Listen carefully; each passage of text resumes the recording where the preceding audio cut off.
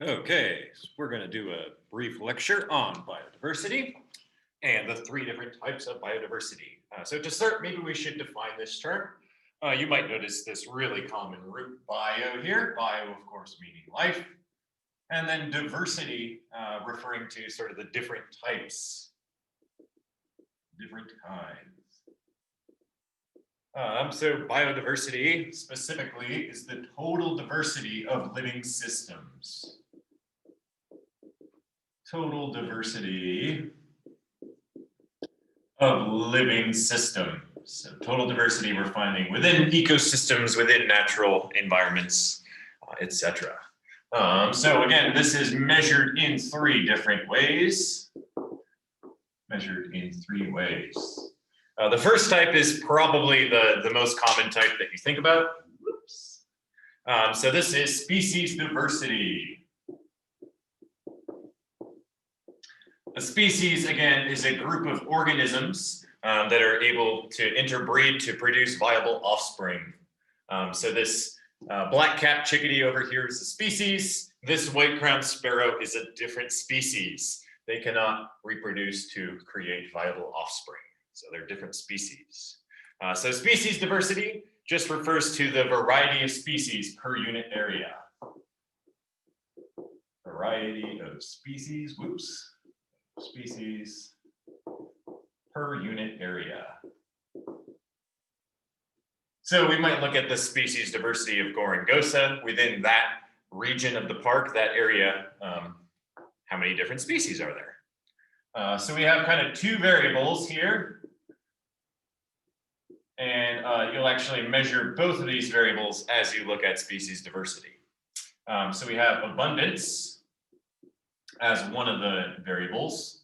Side note, if you forget how to spell abundance, just abundance, pretty easy. Abundance is just how many of each species there are.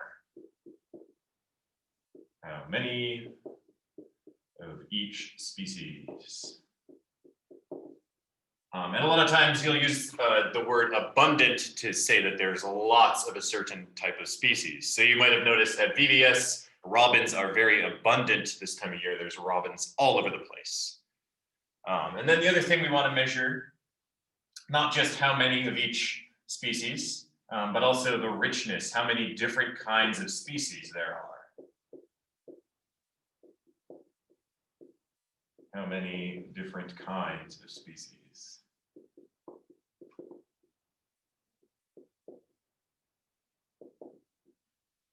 And it's really important to sort of look at both of these things. If you only look at abundance, you might say, oh, there's tons of birds at BBS, but it might not be very rich, right? We could have hundreds of birds here, but they could all be robins, and that wouldn't be very interesting. Vice versa, you might have lots of different species, but maybe there's only one or two individuals of each of those species. So perhaps you don't really have that sort of resilient population. Generally, larger populations are better at withstanding changes from the environment, disease, predation, things like that. So you want to know how many of each species, but also what different kinds of species you have as well. This is kind of the most common form of biodiversity. And a lot of times, if you hear someone say biodiversity, they specifically just mean species biodiversity. However, you could refer to two other types of biodiversity as well. The first one, we might think about, say, Gorongosa. Maybe you're down near Lake Urima, looking at the grasslands and the savanna, all the wonderful elephants and stuff down there. And then maybe you want to climb the mountain. As you climb up Mount Gorongosa, we notice there's a big change in rainfall. So perhaps you would actually see different species up in the rainforest on the mountain than you would down in the savanna. So that brings us to our second type of diversity, which is habitat diversity. Habitat diversity. Again, a habitat is just where a certain organism lives. That might be specifically where it builds its home, or kind of more broadly, which type of vegetation area it lives in. Does it like to live in the savanna, or does it prefer the rainforest, etc. So the habitat diversity refers to the range of different habitats. in a given environment.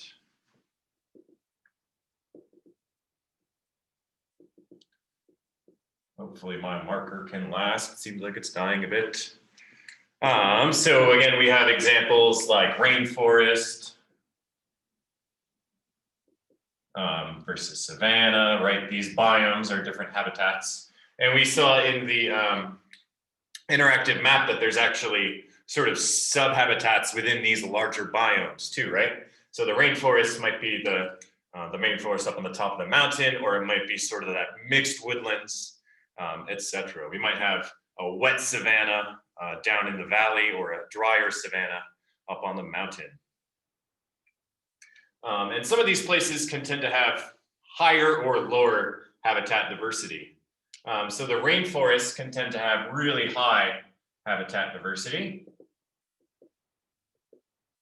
Perhaps you've learned about the different levels of the rainforest.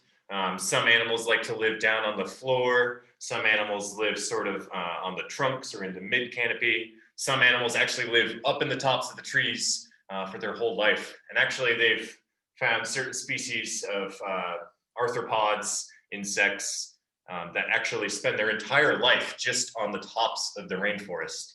And you can actually find endemic species found nowhere else, that just live only on the tops of the trees in the rainforest. An area like a desert might have lower habitat diversity. Lower habitat diversity. You could just think, looking out in the desert, where are you going to live? You could live perhaps in a tree, if there is a tree. Sometimes animals will actually live inside saguaro cacti. But there's not really a lot in the way of diverse habitats, right? A lot of animals in the desert actually live underground, because that's about the only place you have to build a home.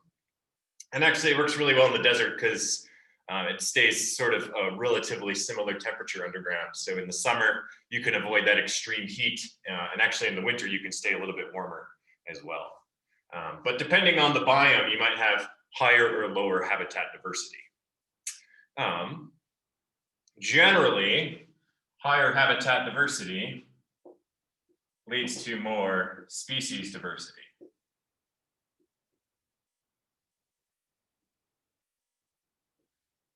Which is sort of intuitive, right? If there's more places to live, then it's likely that you'll have a more variety of species. And we'll see this when we start to look at the Galapagos. Some of the islands there have more variety of habitats, from like the lower desert lands to areas on the volcano. And those places also tend to have a higher species diversity as well. I'm going to pause and erase this before we do our last one. Boom, magic. Okay, and our last type of biodiversity. So we look at species, we kind of zoom out to the habitat level to look at different places those species could live. And then for our last one, we're going to kind of zoom in. So zooming in from species, we get to actual populations, groups of animals of the same species that live together. And so you might want to know how big those populations are, because those populations could have varying levels of genetic diversity, which is our last type. I might switch to this marker, hopefully you can see it better. It's all right. Genetic diversity. So this refers to the range of genetic material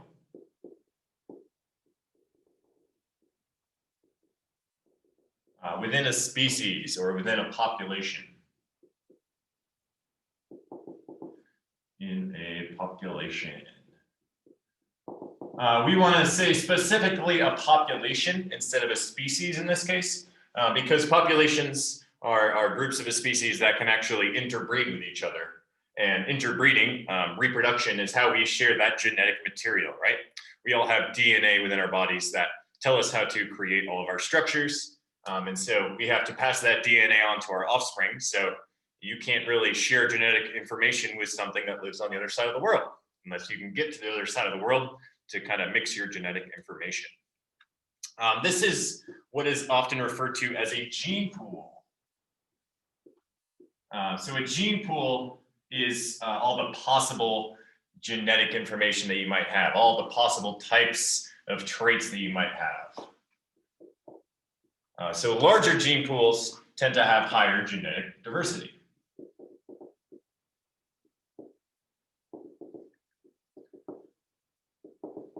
You can think about this with taking a sample of people, right?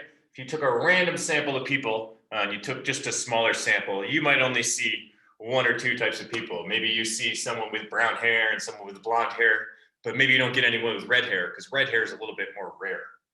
If you take a larger sample, you're likely to have more genetic diversity. So maybe you'll actually find someone with red hair.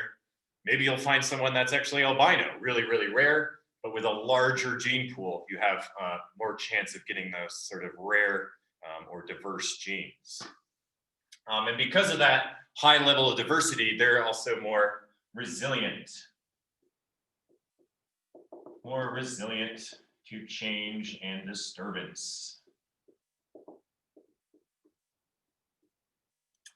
So disturbance, like we talked about with ecological succession, could be a lot of different things, right? Disturbance could be a forest fire moving through, maybe a volcano or a mudslide destroying the land. Disturbance could also be something like a disease moving through a population. So if you have a higher genetic diversity, you tend to be more resistant to those sort of disturbances and impacts. These tend to be more stable. One of Ken's favorite jokes, if you want a stable relationship, date a horse. And then vice versa, we also could have smaller gene pools. And so a smaller genetic pool would come from a population that is smaller overall. And so a smaller gene pool leads to lower genetic diversity. And so because we have lower genetic diversity, we're probably more susceptible to change, right? There's more of a chance that those disturbances could actually affect your population, and the population's more at risk of actually getting wiped out. A really classic example of this is pandas. Pandas have small population worldwide, and so rather low genetic diversity. This is sort of the really difficult thing you deal with in conservation biology, right? As species become endangered and there's fewer and fewer individuals, our gene pool shrinks and shrinks and shrinks. And maybe you actually lose really beneficial adaptations as that gene pool gets smaller. There's also a really good example of this, and that is bananas. So maybe you've had banana candy and you've noticed that it tastes really different than the bananas that we eat every day. That's actually because the candy banana is designed after a different actually like species or variety of banana than the one we eat today. The banana that we eat at the lunchroom is actually a clonal species. This means it is genetically identical. So instead of mixing that DNA and genetic information, it's just passing on the exact same set of genes it has to the next one. So all of the bananas actually in the world are really, really closely related, essentially the same organism. You might still have some mutations that could change it a little bit, but for the most part, we have really low genetic diversity. So perhaps you've heard about this fungus that has just sort of started to spread around the world, which affects bananas. And so since there's such a low genetic diversity, all those bananas are susceptible to that fungus. Maybe if there was more reproduction, they could develop some sort of immunity or some sort of way to combat the fungus. But since they're all clones, you kind of lose that opportunity. And so it's a really huge concern for worldwide banana crops and harvest. If this fungus spreads, bananas are going to be in real danger because they don't have that genetic diversity to combat the threat. Okay, I'm going to pause one more time and erase. So if you need to pause the video as well, you can do that. Okay, so why do we care? Why does biodiversity matter? Why is it so important to protect biodiversity? And actually, these days, a lot of times you'll hear biologists talking about biodiversity instead of the word nature itself. So it's almost like a paradigm shift, where instead of just looking at the environment in general, biologists are focusing specifically on biodiversity. So why does it matter?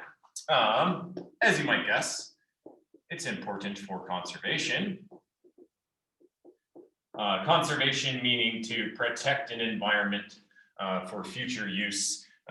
The root here is conserve, to kind of keep it going, to maintain it. So important for conservation.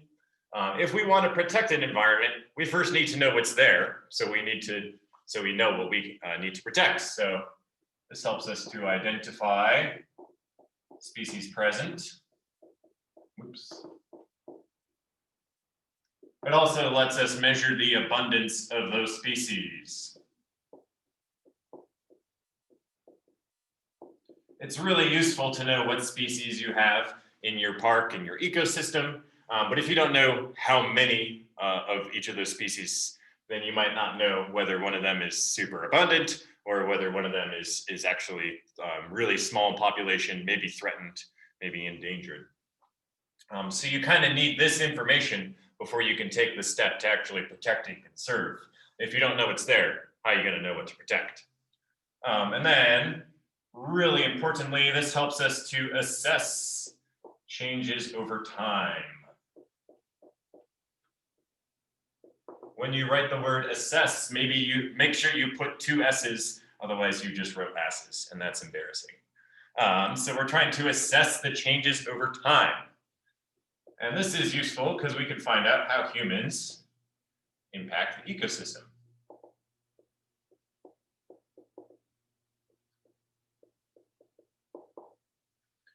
So doing these sort of biodiversity surveys is actually how they created the 2 graphs in Gorongosa that you're looking at. And those 2 graphs show us how humans first led to a decline in wildlife populations, and then how human conservation efforts have led to a reintroduction and a re-increasing of those populations. So really important to look at biodiversity because it really informs us for what we're going to do to try to protect these ecosystems and to hopefully maintain them for the long term.